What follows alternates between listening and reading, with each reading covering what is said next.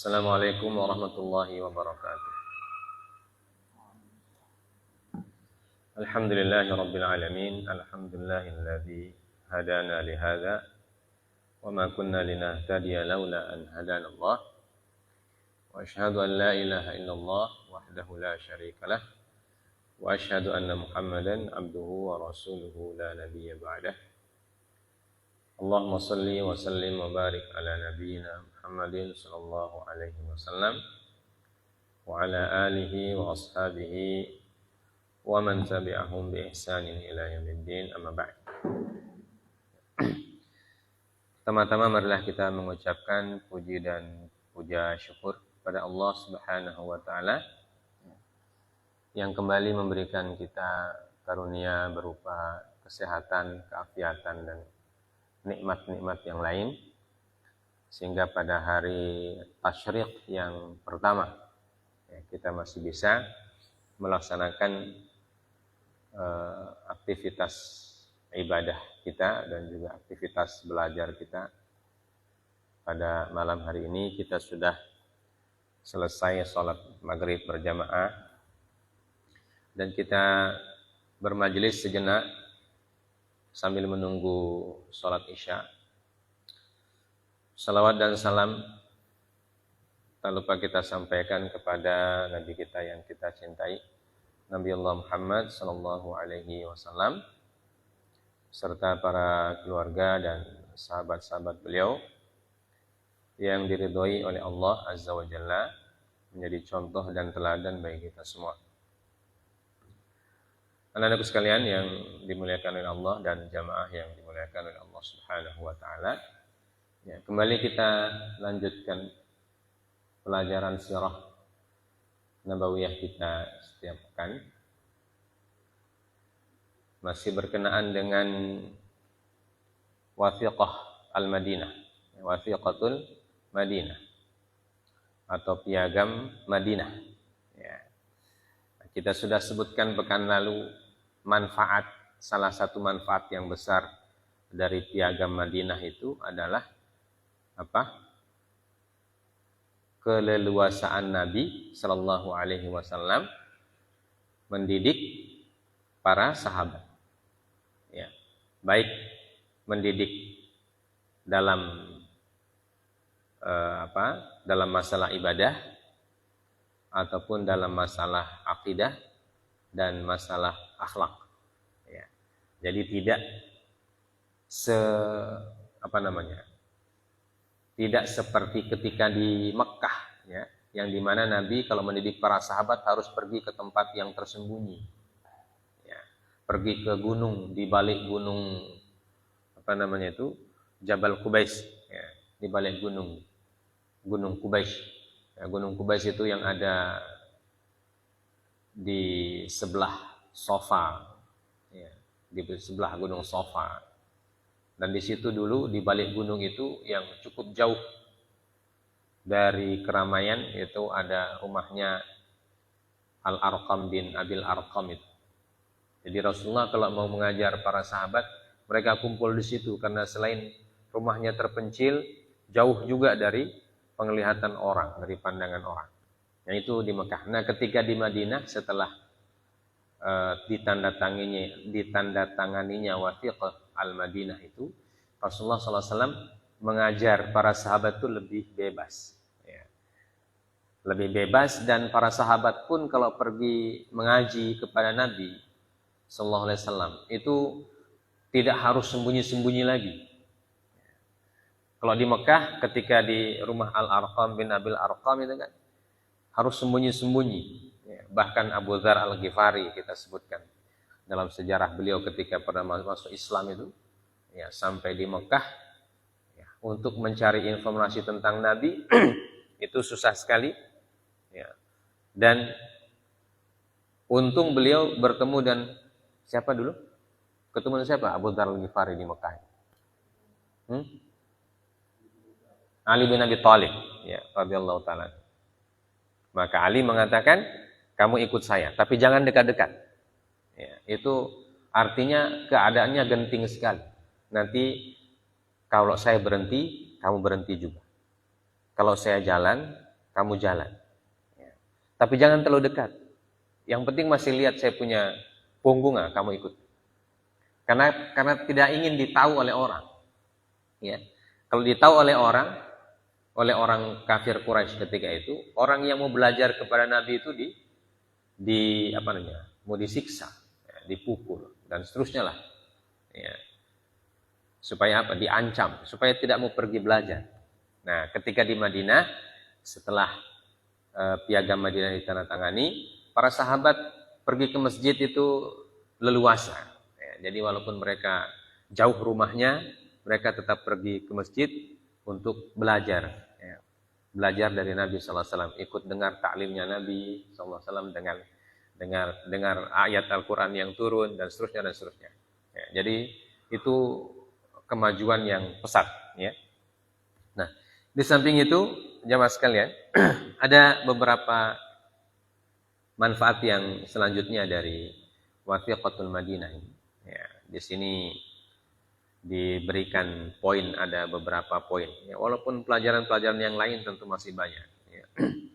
Tapi di antara pelajaran yang penting, di sini disebutkan tahdidu mafhumil ummah. Ya. Tahdid mafhumil ummah, artinya batasan yang dimaksud dengan umat. Ya, artinya Rasulullah SAW melalui wathiqah itu memberikan definisi yang lebih spesifik tentang umat atau umat Islam. Fal ummatu fis sahifati tadummul muslimin jami'an muhajirihim wa ansarihim wa man tabi'ahum mimman lahiqa bihim wa jahada ma'ahum ummatun wahidatun min dunin nas. Maka yang dimaksud dengan ummah atau umat Islam, ya, adalah para yang dimaksud dengan umat di dalam sahifah, dalam piagam Madinah itu, kalau ada sebutan umat, maka maksudnya apa? Al-muslimina jami'an. Kaum muslimin semua. Baik orang muhajirin ataupun orang ansor, dan orang-orang yang lahiqa bihim. Wa man tabi'ahum mimman lahiqa bihim wa jahada ma'ahum. Ummatun wahidatun min dunin nas. Ya. Jadi kaum muhajirin dan ansor dan orang-orang yang mengikuti mereka, menyusul mereka dan berjihad bersama mereka adalah satu umat yang berdiri sendiri, ya, atau merdeka, ya, di antara manusia. Jadi Rasulullah SAW memberikan batasan yang dimaksud umat dalam sahifah itu siapa.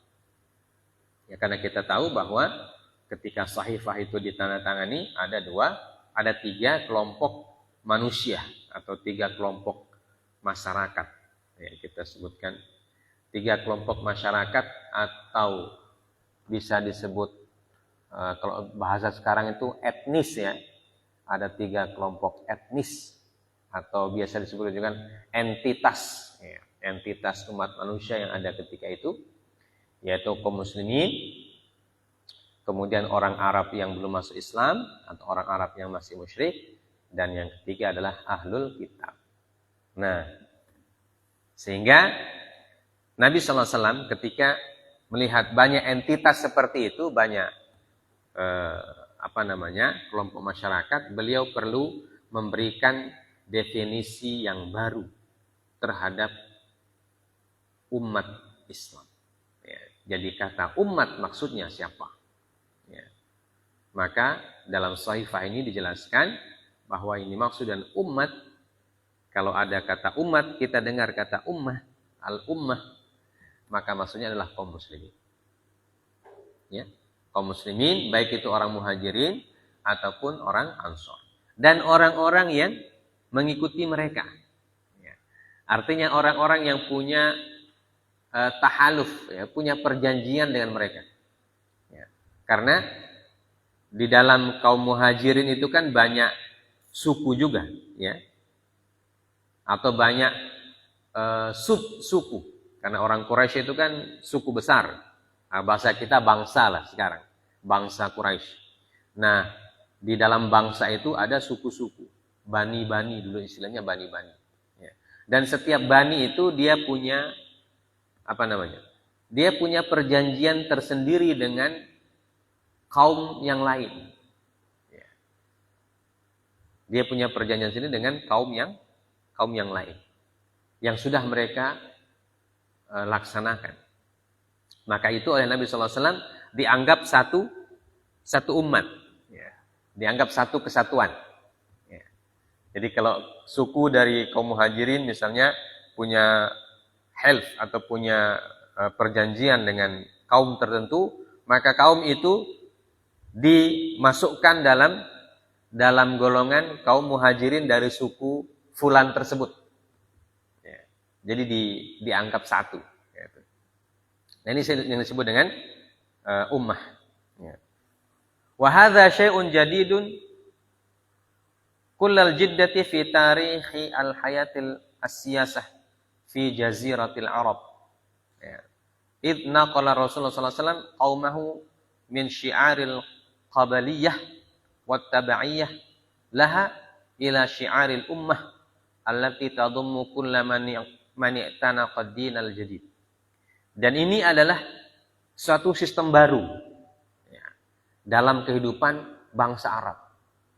Yang sebelumnya bangsa Arab itu ya dikelompokkan berdasarkan sukunya. Ya, dikelompokkan berdasarkan sukunya atau baninya. Nah, setelah wathiqah itu Rasulullah membuat entitas baru, entitas atau membuat jati diri baru, jati diri baru bagi yang disebut umat yang belum pernah terjadi sebelumnya. Dan ini di Jazirah Arab ketika itu, ya. Jadi dalam sejarah disebutkan fi tarikhil hayatis siyasiyah fi jaziratil Arab. Jadi dalam sejarah kehidupan siasat, ya. Siasat itu artinya politik, ya. Dalam kehidupan berpolitik orang Arab selama ini, ya, baru Nabi yang bisa membuat jati diri yang baru, ya. Karena Nabi SAW idh naqala rasulu qaumahu min syi'aril qabaliyah wat tabaiyah ila syi'aril ummah, ya. Karena Nabi SAW mampu merubah syiar atau merubah semboyan, ya. Merubah semboyan dari semboyan kesukuan, ya, dari semboyan suku menjadi semboyan syiarul ummah allati tadummu kullaman i'tanaqa ad-dinal jadid. Jadi menjadi syiar umat, semboyan umat, yaitu orang-orang yang memeluk agama Islam. Mulai dari situ, mulai sejak wathiqah itu, maka para sahabat hanya memiliki satu syiar, ya, satu semboyan. Semboyan adalah semboyan berdasarkan ad-din, ya, berdasarkan agama, tidak lagi berdasarkan suku dan tidak lagi berdasarkan daerah, ya. Jadi fanatisme kesukuan dihilangkan, fanatisme kebanian, ya, bani-bani itu dihilangkan, fanatisme daerah juga dihilangkan, fanatisme warna kulit atau ras juga dihilangkan. Ya. Jadi semua syiar-syiar itu oleh Nabi SAW dihapuskan. Yang tersisa satu syiar saja, syiar Islam. Ya. Di Nabi SAW mampu menyatukan suku-suku bangsa Arab, ya, menjadi suatu jati diri yang baru, ya. Satu entitas yang baru bahasa sekarang, jati diri baru dan kelompok masyarakat yang baru. berdasarkan keumatannya. Falaqad qamatis sahifatu anhum innahum ummatun wahidah. Ya. Karena di dalam sahifah itu ada kata yang menyebutkan bahwa kaum muslim itu adalah ummatun wahidah. Ya, umat yang satu. Jadi sejak ada Sahifatul Madinah, tidak ada lagi orang yang membanggakan atau tidak boleh lagi orang membanggakan sukunya. Ya. Tidak boleh membanggakan Muhajirin dan tidak boleh membanggakan Ansor. Maka ketika ada yang mau membanggakan atau membangkitkan lagi emosi kesukuannya itu, dimarahi oleh Nabi SAW. Ya, dimarahi oleh Nabi SAW. Pernah terjadi satu kali peristiwa, ya, orang Muhajirin dan orang Ansor itu bertengkar, ya, bertengkar. Orang Muhajirin menyebutkan keutamaan mereka dan orang Ansor menyebutkan keutamaan mereka juga. Jadi bertengkar sampai hampir perang. Maka Rasulullah SAW langsung memanggil mereka semua, atau bahkan Rasulullah mendatangi mereka. Rasulullah mendatangi mereka buru-buru, bahkan disebutkan dalam hadisnya beliau sambil mengangkat jubahnya, lari cepat, ya, karena melihat kondisi yang sudah genting. Maka Rasulullah langsung mengingatkan mereka tentang agama Allah Subhanahu wa taala. Rasulullah bilang, "Saya masih di sini, masih di tengah-tengah kalian. Apakah kalian mau kembali kepada syiar-syiar jahiliyah?" Ya. Syiar-syiar jahiliyah, apakah kalian mau kembali kepada syiar-syiar jahiliyah? Membanggakan suku masing-masing, membanggakan daerah masing-masing. Padahal ayat sedang turun kepada kita. Ayat turun kepada saya dan kalian saksikan. Ya, apakah ini? Ya. Kemudian mereka tersadar. Ya. Tersadar, kemudian mereka saling memaafkan, berpelukan lagi. Ya. Jadi dalam sejarah bangsa Arab itu, selama sekian ribu tahun, orang yang bisa membuat mereka bersatu itu ya Nabi Muhammad SAW. Ya. Karena orang Arab itu kesukuannya tinggi sekali. Ya. Atau emosi, fanatisme, kesukuannya sangat tinggi. Ya. Nah ini yang pertama. Ya. Jadi pelajaran yang pertama dari Wathiqatul Madinah adalah Rasulullah SAW membuat definisi baru tentang umat. Ya. Jadi sekali lagi yang dimaksud dengan umat setelah Wathiqatul Madinah adalah seluruh kaum muslimin. Ya, seluruh kaum muslimin disebut sebagai umat yang satu. Ya. Tidak terpisah-pisah dan tidak terpecah-pecah. Walaupun tempat tinggal mereka mungkin berbeda. Ya. Ada yang tinggal di Syam nanti, ada yang tinggal di Yaman, ada yang tinggal di Madinah, ada yang tinggal di Mekah, ada yang tinggal dan seterusnya ke seluruh pelosok bumi. Tapi mereka adalah umat yang satu. Ya. Maka Rasulullah SAW membangun tali persatuan dan kesatuan dengan berdasarkan kepada Islam. Ya. Tidak lagi berdasarkan kepada suku, ras, dan lain sebagainya. Itu dimaksud dengan umat. Ya, supaya jelas mana yang dimaksud umat dan mana yang bukan, sehingga nanti jelas hubungan kemasyarakatan seperti apa. Ya. Nanti kan berhubungan dengan orang Yahudi, berhubungan dengan orang Arab yang belum masuk Islam. Nah itu supaya jelas tata cara membangun hubungannya, ya, maka harus diberikan batasan dulu. Umat itu siapa maksudnya? Ya, nanti supaya tidak campur aduk. Ya. Baik. Kemudian yang kedua, al-marja'iyah al-ulya lillahi wa rasulihi. Ya. Al-marja'iyah, apa artinya al-marja'iyah? Al-marja'iyah itu adalah artinya apa ya? Kita bisa katakan sumber hukum. Ya, sumber hukum itu berasal dari Allah dan Rasulnya Sallallahu Alaihi Wasallam.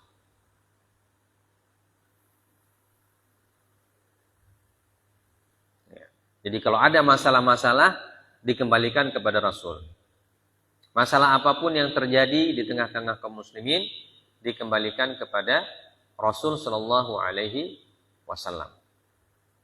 Terutama ketika terjadi khilaf, terjadi perbedaan pendapat, baik dalam masalah keluarga, dalam masalah hubungan dengan tetangga, dalam masalah perdagangan, pokoknya dalam masalah apa saja, maka mereka kembali kepada siapa? Kepada Rasul Shallallahu Alaihi Wasallam, dan Rasul akan memberikan hukum sesuai dengan wahyu Allah Subhanahu Wa Taala. Makanya di situ disebutkan faqad nassat ala marja'in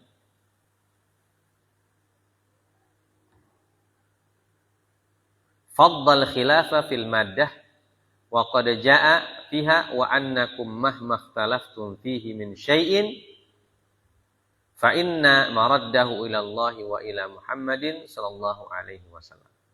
Maka sudah dituliskan di dalam wathiqah itu yang menyebutkan, dan sungguhnya kalian dan bahwasanya kalian apabila terjadi perbedaan di dalam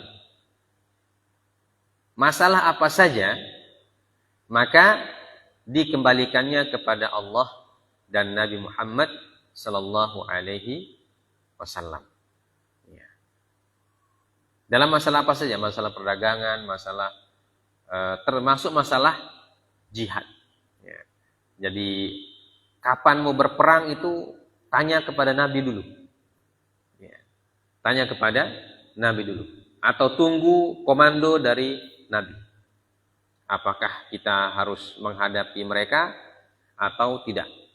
Ya. Jihad fisabilillah tidak boleh dikomandoi oleh orang per orang. Ya. Dari sini para ulama merumuskan bahwa jihad fisabilillah itu komandonya adalah pemimpin tertinggi kaum muslimin. Ya.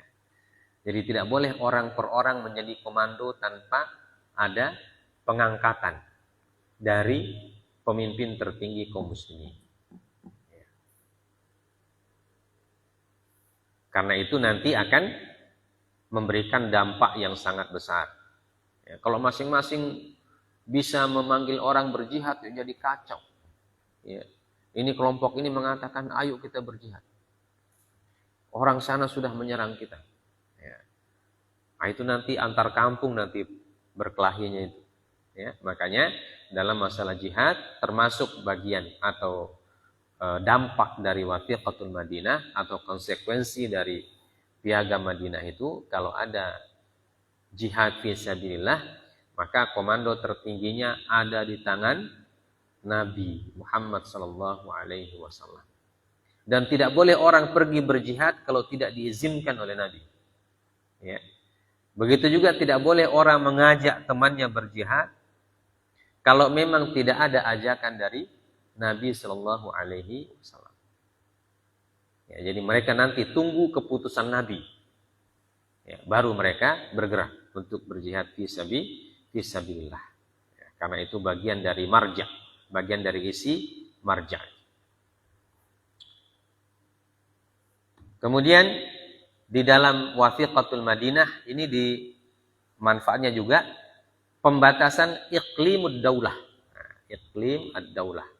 Batasan-batasan negara. Jadi dalam wathiqatul Madinah itu juga manfaat yang ketiga adalah wathiqah itu memberikan batasan suatu negara.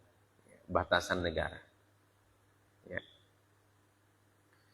Wa ja'a fi sahifah wa inna Yathrib haramun jufaha li ahli hadhihi sahifah. Wa aslu tahrim an la yuqta syajaruha wa la yuqtal tayruha.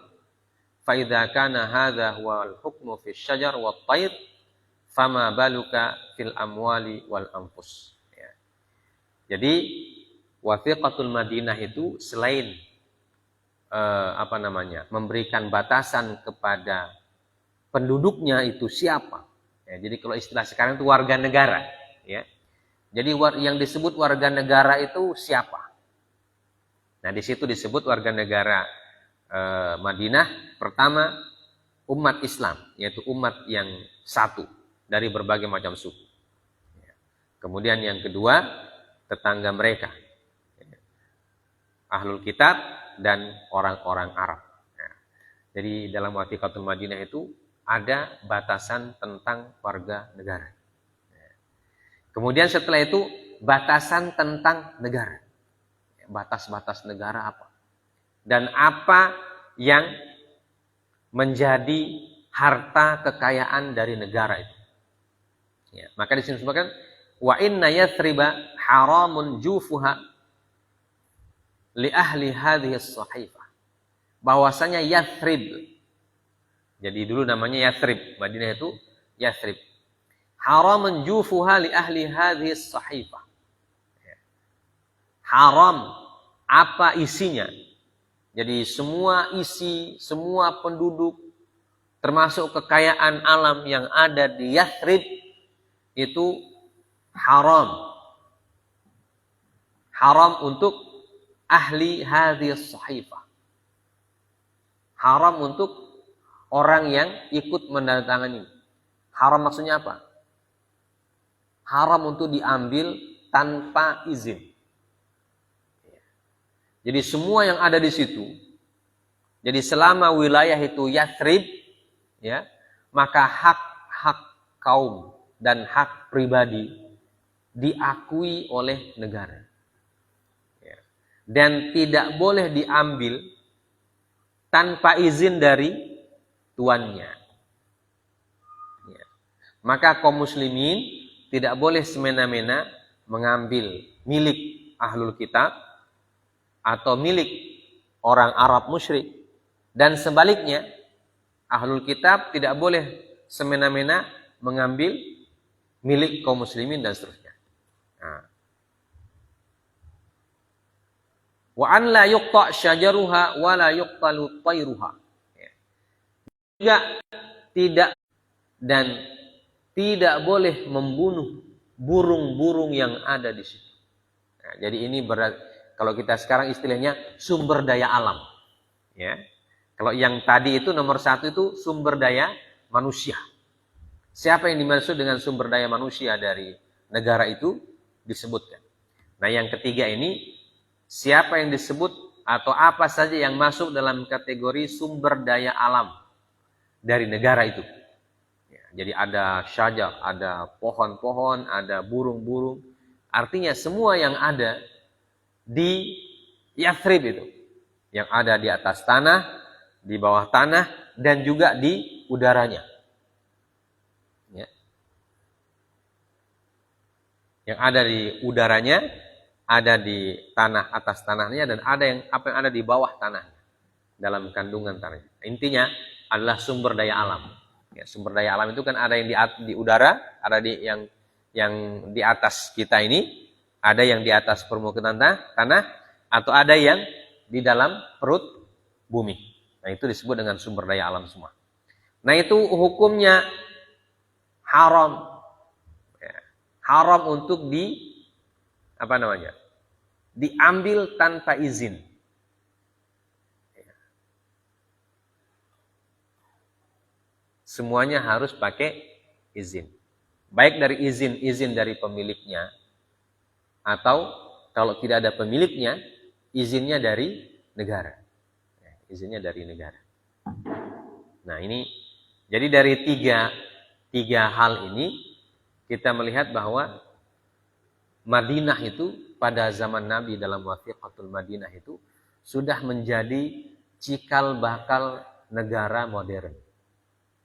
Nah, cikal bakal negara modern. Yang tidak ada pada zaman sebelumnya. Kalau sebelumnya kan sistemnya kerajaan-kerajaan semua. Ya. Dan kerajaan itu ya milik raja semua. Air, tanah, daratan itu semua milik raja. Ya, semua milik raja. Itu kalau di Romawi dan di Persia. Nah kalau di Arab tidak ada bahkan. Ya, semua suku punya suku-suku tertentu, punya kepala suku tertentu. Jadi kacau balau. ketika Nabi sallallahu alaihi wasallam menulis membuat Wathiqatul Madinah ini, maka Rasulullah sallallahu alaihi wasallam sebenarnya sudah memberikan pondasi-pondasi bagi negara modern. Ya, pertama dari sumber daya manusianya. Apa ini maksud dengan sumber daya manusia? Terdiri dari siapa saja sumber daya manusianya itu. Kemudian yang kedua tadi, hukum tertingginya itu di mana kembalinya? Kembali kepada siapa? Sumber hukumnya. Dan yang ketiga adalah sumber daya alamnya itu mana semua batasannya. Ya, ini yang ketiga. Kemudian yang keempat, al-hurriyatu wa huququl insan. Jadi manfaat yang keempat dalam Sahifa itu ada kemerdekaan dan hak manusia. Ya. Kalau istilah sekarang itu hak asasi manusia. Ya. Inna sahifata tadullu biwuduhin wa jala'in ala abqariyati Rasulullah SAW fi siyaghati mawaddiha wa tahdidi alaqatil atrafi ba'dihha bi ba'd. Ya. Faqad kanat mawadduha mutarabitatan wa syamilatan wa tasluhu li'ilaji al-awda' fil madinati anadak. Wa fiha min al-qawaid wal mabadi' ma yuhaqqiqu al-adalata wal adalatal mutlaqah wal musawat at-tammah bainal bashar. Ya. Bahwa Sahifah itu menunjukkan dengan jelas dan terang benderang tentang kecerdasan Nabi sallallahu alaihi wasallam dan kecakapan beliau ketika menyusun setiap materi dari wathiqah itu. Ya, yang berkaitan dengan alaqatul atraf, ya, dan ada kaitan antara bagian yang satu dengan bagian yang lain. Jadi Wathiqatul Madinah adalah sebuah piagam yang membahas berbagai macam masalah, ya, dalam hubungan yang yang harus diwujudkan dalam kehidupan masyarakat ketika itu, dan poin-poinnya itu berkaitan antara yang satu dengan yang lain. Jadi poin-poin yang ada di situ berkaitan. Ada yang bersifat mabadi atau hal-hal yang sifatnya pondasi sekali. Ada kaidah-kaidah yang semuanya dirumuskan untuk mewujudkan keadilan al-mutlaqah. Keadilan yang merata. Adil untuk semua. Ya. Dan wal musawah at-tamah bainal bashar. Dan kesamaan kesamaan status antara semua manusia. Ya. Jadi semuanya dimanusiakan. Ya, semuanya dimanusiakan, diberikan hak-haknya. Ya. Diberikan kemerdekaannya. Makanya ahlul kitab, orang Yahudi itu tidak diusir. Ya. Tidak diusir mereka. Kapan mereka diusir? Ketika mereka merongrong keamanan negara. Ya. Orang Yahudi itu pertama-tama dibiarkan saja oleh Nabi. Ya. Bahkan pasar mereka tetap dikunjungi oleh para sahabat dan dijadikan sebagai tempat berjual beli. Ya, pasar Bani Qainuqa, pasar Bani Quraidah dan seterusnya. Ya. Jadi ketika mereka masih tunduk kepada Wathiqatul Madinah yang mereka juga ikut tanda tangani, mereka tidak diapa-apakan Nabi SAW. Kenapa? Karena bahkan hak mereka dikasih. Kebun mereka tidak diapa-apakan, agama mereka tidak diapa-apakan. Ya. Kapan mereka itu diusir oleh Nabi? Ketika mereka ingin mencelakakan Nabi SAW atau ingin merongrong kaum muslimin. Nah, baru mereka diusir oleh Nabi sallallahu alaihi wasallam. Ya, kenapa? Karena sudah mengancam keamanan negara. Ya. Mengancam keamanan negara berarti harus dilawan. Ya.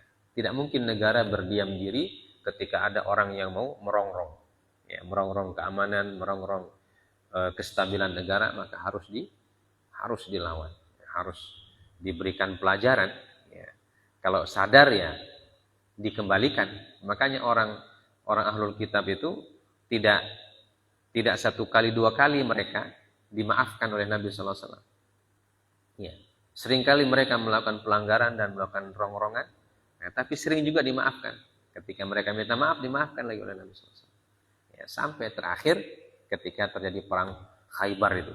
Nah, itu sudah tidak bisa dimaafkan lagi karena sudah banyak sekali sudah banyak sekali istilahnya tindakan-tindakan yang merugikan negara. Ya.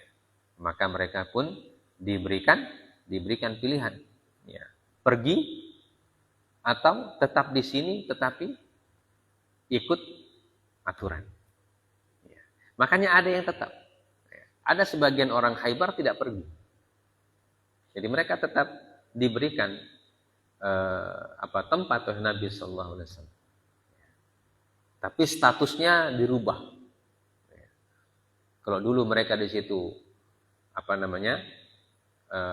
tempat tinggalnya, kebunnya milik mereka, terakhir itu Nabi Sallallahu Alaihi Wasallam memberikan mereka tempat tinggal, tetapi statusnya bukan sebagai milik lagi. Mereka menjadi pekerja, itu sebagai hukuman.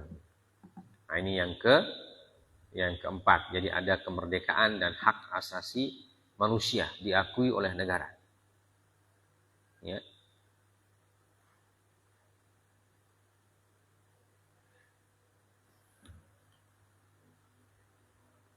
Jadi empat ini nilai-nilai yang paling tidak menjadi nilai-nilai yang mendasar dari Wathiqatul Madinah. Jadi ada pertama tentang definisi warga negara itu siapa.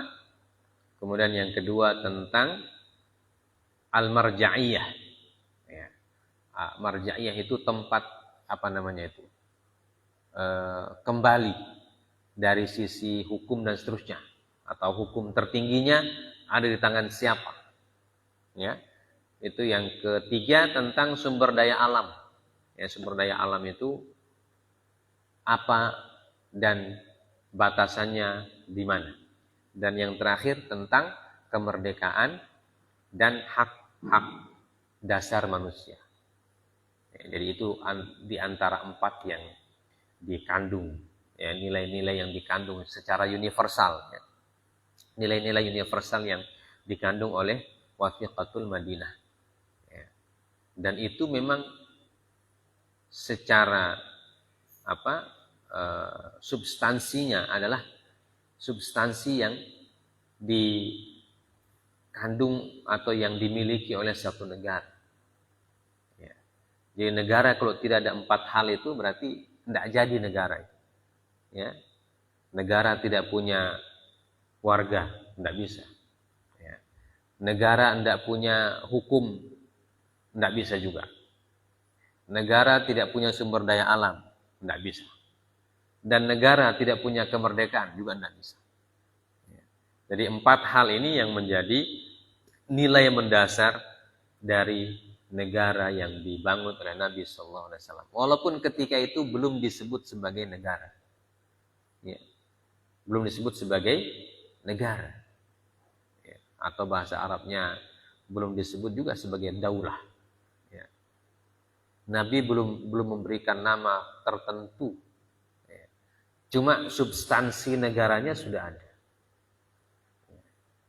Jadi punya warga negara, punya hukum, punya sumber daya alam, dan yang keempat ada hak kemerdekaan. Jadi warga negara harus bebas dan merdeka.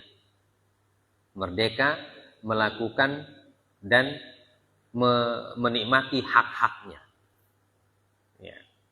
Tentu ada kewajibannya juga, ya. Tidak hanya menuntut hak, tapi kewajiban. Kewajibannya apa? Kewajibannya mematuhi hukum itu. Ya. Kewajiban mereka adalah mematuhi hukum yang ditetapkan, yaitu hukumnya Nabi Muhammad dan hukumnya Allah Azza wa Jalla. Nah, itu kewajiban sebagai warga negara. Kalau mereka mematuhi hukum yang ditetapkan oleh Allah dan Rasulnya, maka mereka diberikan kemerdekaan. Ya. Kemerdekaan dan keleluasaan untuk hidup, silahkan sebebas-bebasnya. Yang penting taat hukum. Ya. Jadi kebebasannya tidak tidak bebas sebebas-bebasnya. Dalam artian tidak ada batasan, tetap ada batasannya. Batasannya satu, adalah mentaati hukum. Jadi apapun yang kamu bikin harus mentaati hukum. Dan itu memang kaidah bernegara begitu. Ya. Nah kita juga di dalam bangsa kita begitu. Di negara ini semua boleh melakukan apa saja, yang penting menepati hukum, tidak bertentangan dengan undang-undang. Ya. Jadi substansi negara yang dibentuk oleh Nabi SAW dalam Wathiqatul Madinah itu menjadi cikal bakal negara modern sebenarnya, ya. Cikal bakal negara modern.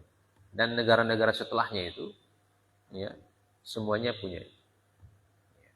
Makanya Nabi SAW mengatakan bahwa satakunul khilafata ba'di arba'in, ya, thumma mulukun ba'da dzalik. Ya. Bahwa al-khilafah itu akan berdiri, kata Nabi SAW, berdiri selama 40 tahun. Ya, khilafah. Sejak zaman Nabi SAW sampai zamannya Ali bin Abi Thalib. Ya, itu 40 tahun. Setelah itu akan berubah menjadi muluk, menjadi raja-raja. Ya. Menjadi raja-raja. Maka setelah wafatnya Sayyidina Ali radhiyallahu ta'ala anhu, yang selanjutnya itu yang menjadi penguasa adalah keturunan. Ya, mulai dari Bani Umayyah, Bani Abbasiyah dan seterusnya. Mereka disebut Nabi mulukun, ya, raja-raja.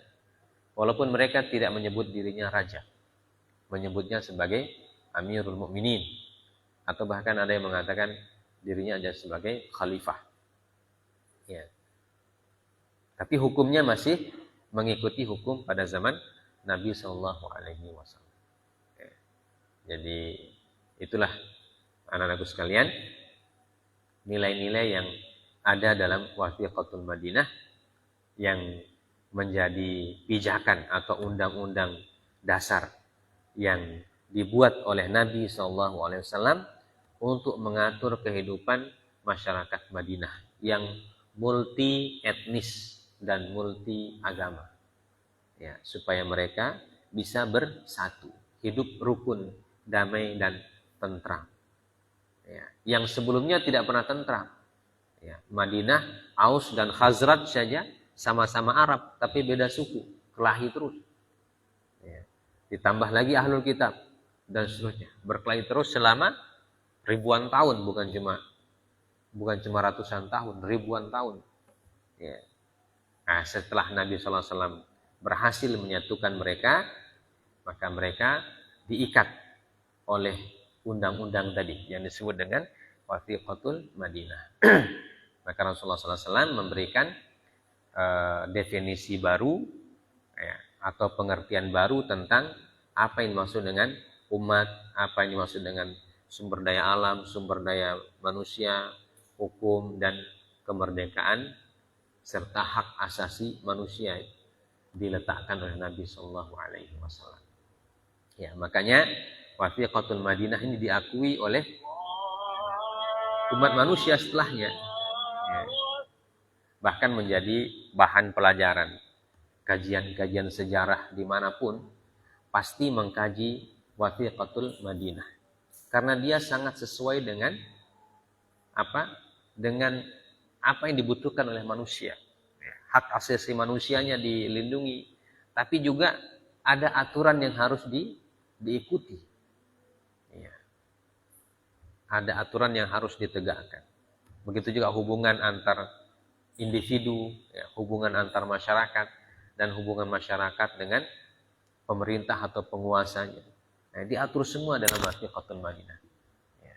Bayangkan itu wathiqah, piagam itu dibentuk pada 1445 tahun yang lalu. Ya.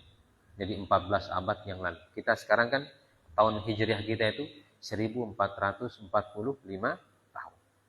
Ya. Dan Wathiqatul Madinah adalah suatu